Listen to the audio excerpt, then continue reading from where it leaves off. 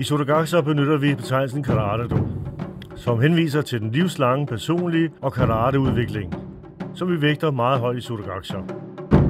Do betyder vej eller retning, og symboliserer, at vi forsøger at opnå en dyb forståelse af vores karate og derigennem udvikle os selv frem mod harmoni mellem krop og sind.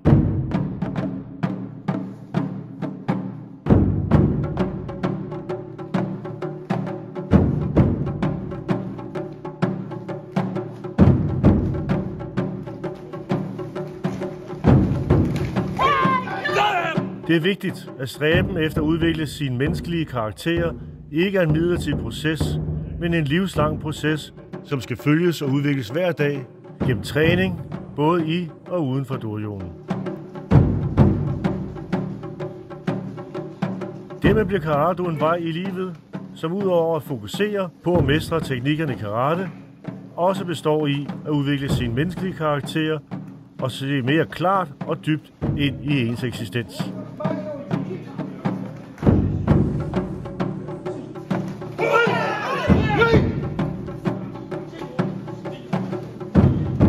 Vi efterlever dermed principperne i Budo, som er betegnelsen for japansk kampkunst. Her er målet at skabe udvikling i menneskets indre.